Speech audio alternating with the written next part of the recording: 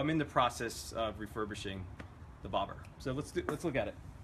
So I crashed it once, so it wasn't too bad. Just put a little dent in the tank. I T-boned one of my BBMC brothers, but that's a whole story. But so I'm fixing the fender. The fender actually, unfortunately, over time it cracked. Like all the mounts cracked. So I'm going to refurbish it. I'll probably put another mount instead of one single one, which it had. I may put two, so the vibration could sort of spread out a little bit more and won't be focused on one point. And so I need a chain, I need new tires. The motor's running good. I only rebuilt the top end once because the spark plug exploded out. I was at a red light and it exploded and it hit me in the chest. And I thought it was a gunshot because we live in LA, so when you hear a loud pop like that, you think it's a drive-by. So it was the spark plug. So the best way to fix it is to remove the head and to put a time cert in it, which I did. And while I was in there, I put new rings. But it runs really good. I'll start it for you in a second. But I think it looks, you know, it rides great. It runs great. I need a new chain. But it's not easy to get a chain because there's such tiny clearances right here. So I might go to a 520, like convert everything to a 520. I've been doing a little research on that.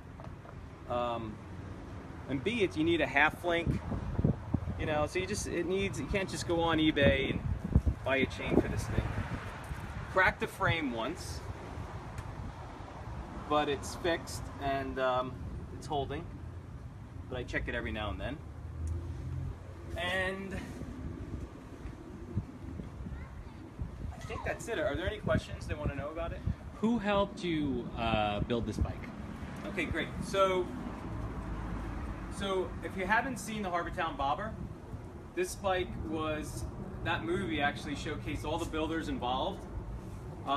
We have Earl Kane, who's one of the main builders. Earl did a lot of stuff on here, like a lot of the accents on the bike and making sure everything was proper. We assembled it together in his shop. Jay, we call him, you know, Japanese Jay, or his other nickname is Chopper Jay, but he recently passed away, so rest in peace, Jay. He did the fender,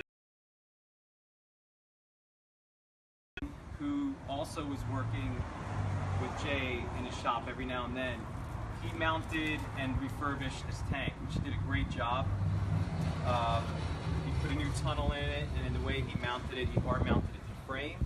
And his work was incredible. I mean, there were people who didn't think because it was hard mounted it would last, and fuck, I mean, I've been riding this thing so hard, and it lasted all, you know, throughout the time. So then we have Irish Rich out there in Denver, and we brought the frame to him, and he refurbished and made the frame. He cleaned the frame up. He did such a great job. He makes it look so easy when it comes to filling holes with a MIG welder. And I think those are the main builders. Meatball did the motor. Okay, so the motor, right? So the motor's Bricktown, and Meatball did the motor, which was, I mean, this motor's pretty tricked out. The heads were tricked out. There's an ARD magneto on here, which I hope to God never goes because I wouldn't know where to get one. There's a belt drive on the left side, so it's not a chain drive anymore. He did a great job, and the motor still runs great.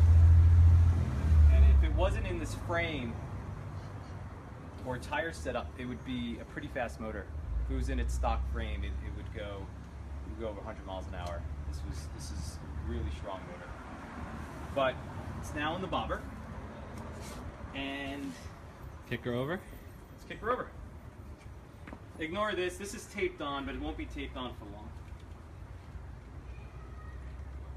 So you got to tickle, you know, I don't know if you know Triumphs, but you have to tickle these amyl carbs to get the gas flowing. It's kind of like a manual choke. It should be a one-kick bike. Oh.